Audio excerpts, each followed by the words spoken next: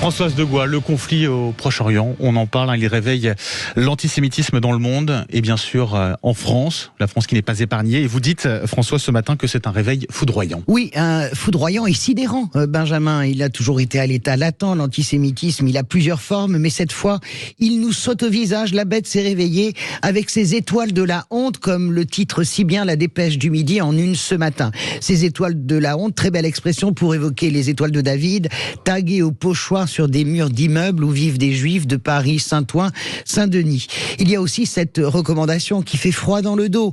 Recommandation pour les juifs qui vivent dans le Marais, auxquels on demande de ne pas se rendre à la synagogue pour Shabbat ce vendredi, car il y a des risques pour leur sécurité. Jamais, Benjamin, jamais nous n'avons atteint en France des sommets. Ces images qui nous envoient, ils nous renvoient un passé tout à fait terrifiant et aussi assez peu glorieux avec la France de Vichy. La folie, Benjamin, c'est aussi ces armées de trolls numériques très bien organisées sur les réseaux sociaux qui vous chargent. On ne peut plus défendre Israël sans être assimilé à Netanyahou. On ne peut plus dire que le Hamas a commis le mal absolu le 7 octobre dernier sans être accusé de défendre un génocide palestinien ou un nettoyage ethnique. C'est absolument délirant, cette rage contre Israël qui prend des proportions délirante et qui nous sidère. C'est en France, mais c'est dans le monde entier. Croit-on vraiment que la foule haineuse au Daghestan, république russe à majorité musulmane, croit-on vraiment que les gens qui rentrent dans l'aéroport parce qu'un avion en provenance d'Israël vient d'atterrir,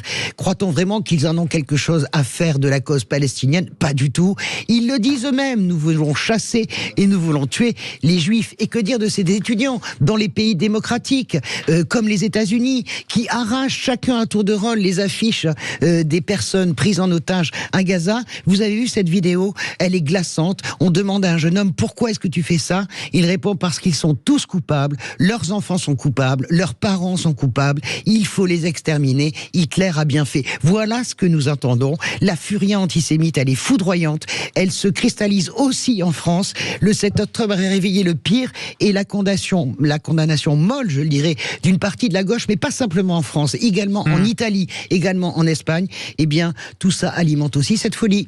Françoise, est-ce que le gouvernement en fait assez en France? Écoutez, moi, je trouve que tous les gouvernements en font beaucoup. En tout cas, ils font le maximum. Ils ont tous tenté de faire quelque chose. On ne peut pas reprocher ni à Jacques Chirac, ni à Nicolas Sarkozy, ni à François Hollande, et encore moins, et d'ailleurs de la même manière à Emmanuel Macron, on ne peut pas leur reprocher d'avoir failli, au moins dans la volonté de protéger la communauté juive de France. J'entends certaines qui nous expliquent que seule Marine Le Pen pourrait protéger les Juifs et que les Juifs de France considèrent que c'est le cas. C'est absolument faux. Ne vous laissez pas avoir par cette illusion.